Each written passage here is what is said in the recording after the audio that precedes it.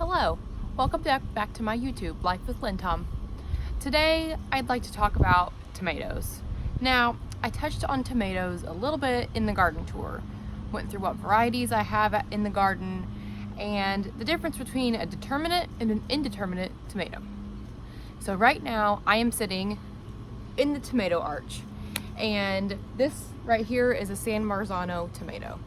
Now, tonight, I was gonna come out and just work in the garden a little bit, and I thought, why not shoot a YouTube video at the same time?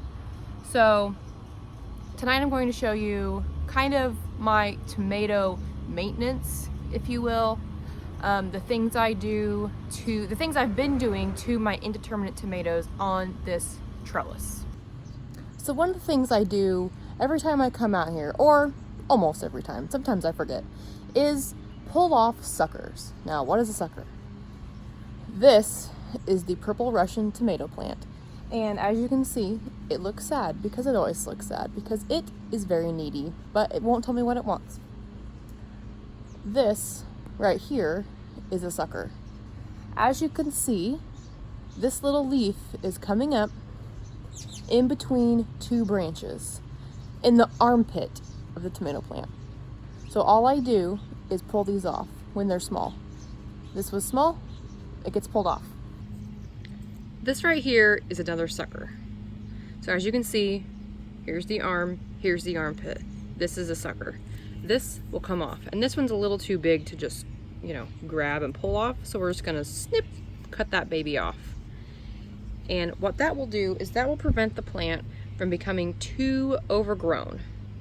Basically, we want to avoid lots of branches that will make the plant heavy and downtrodden, and it'll make it harder to trellis up. Another thing I do almost every time I come out to the tomato trellis is tie something up. Now, I'm growing these tomatoes vertically, meaning they will climb up this trellis. And when I say they will climb up this trellis, I mean I'm gonna help them climb up this trellis. So this purple Russian plant is the perfect example of this. As you'll see, this one has very long, spindly branches. This one has been fed through the back, so this is actually behind the trellis right now, but it has a branch over here that's just hanging out. So what I'm going to do is I'm just going to tie it to the trellis, weave it in and out so the branches will naturally hold themselves up to the trellis, and that means I have to tie less things up. So this branch right here, it's real long, real spindly. All I'm gonna do for this is I'm just gonna tuck it through here and let it trellis itself. This branch, same thing. I'm just gonna push it through right there and let it trellis itself up. This, again, same thing. Push it through, bring this over, let it trellis itself up. This branch over here, I have done this with, you'll see it's on the other side of the trellis right here. This branch right here is very long. So all I'm going to do is pull this back over like this and very gently pull this branch up like that. So it does not encroach on any of the other plants. And also this right here is a sucker. So we're gonna grab our handy dandy shears and we're gonna come in here. We're gonna cut that baby off because it doesn't need to be there. So this branch right here does have some little starts of flowers on it, right here. There's also some flowers coming in right here. And, okay, so again, this, I'm just gonna tuck. I'm gonna tuck in right through here. And he can go right there. Here are our two little tomato babies on here. They're getting bigger. And these are more of an elongated shape. I didn't know what shape these would be. Oh, and this is turning into a tomato as well. So that's fun. And again, just gonna tap, tap, tap everything. This, where do you belong? Oh, you belong all the way down there. Okay. So, again, I'm just gonna take this branch. I'm just gonna kind of push it through there.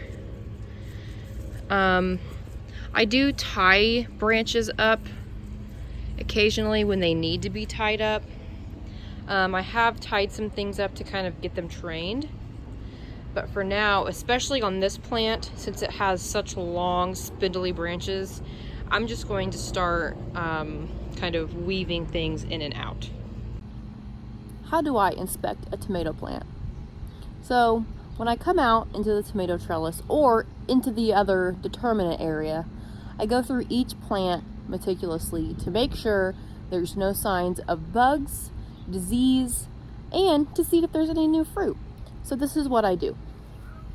This is my longkeeper plant, and as of right now, it does not have any fruit on it that I know of. So I'm gonna come out here, I'm gonna find the blossoms, I'm just gonna give them a little tap, tap, tap to help them self-pollinate. And again, here's some more blossoms, tap, tap, tap.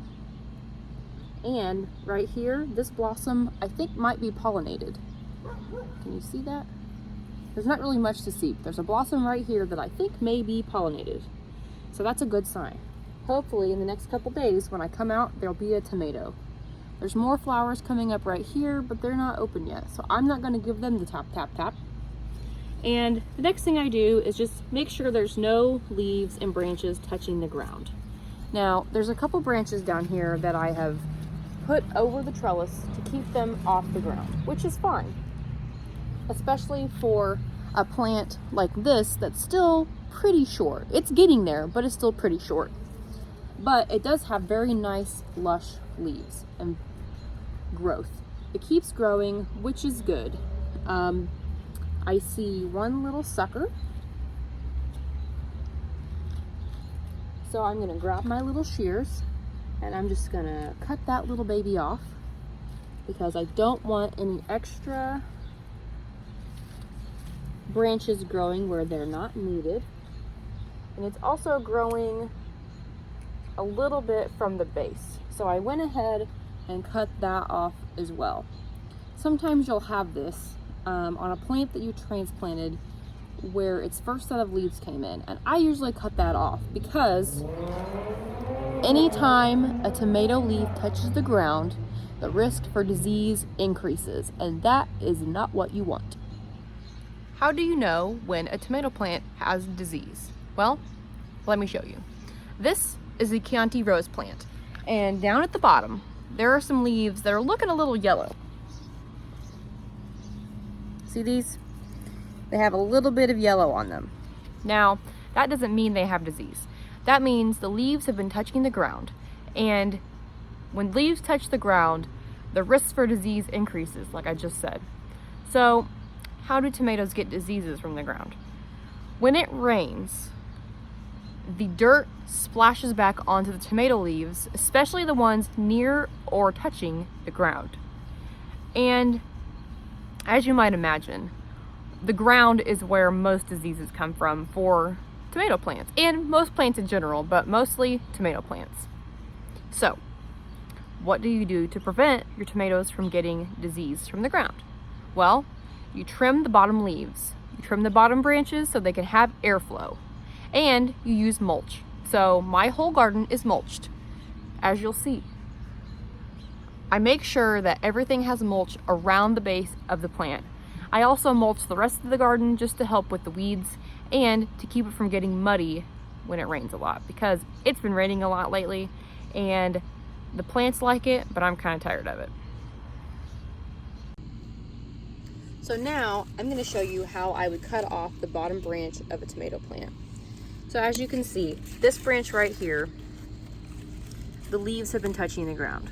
You'll see they have some spots, they have some holes, and they just don't look as good as the rest of the plant. There's some yellowing going on. And my rule of thumb this season is anything below this first rung of the trellis is going to get cut off to increase airflow to the plant.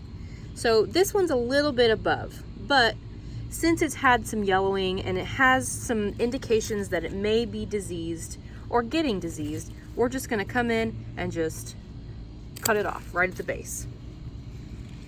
So now this leaf, which is showing some signs of not being as healthy as the rest, will not have a chance to infect the rest of the plant. So what does that mean for the plant itself?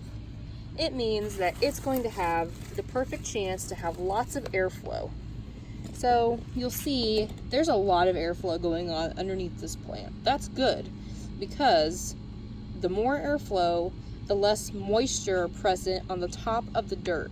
And the less moisture present right here at the base of the plant and in the top of the dirt, the less chances of disease. So as this plant gets a little bit bigger, I probably will take off this branch as well, because as you'll see, it's kind of tilted down. And I'm not sure why it's doing that, but as it gets a little taller, I will cut that one off. This branch over here, I will probably also cut off, because as you'll see, this leaf has some yellowing. Actually, all of these leaves have some yellowing. So you know what we're gonna do? We're just gonna cut this off right now. So this branch comes in right here. I'm just gonna give it a cut. And now the risk for disease for this Chianti rose plant are much lower. And it looks happy and healthy, and it is growing, and it has some more flowers up here. And those are all wins in my book. So thank you for joining me tonight on my journey through the tomato trellis.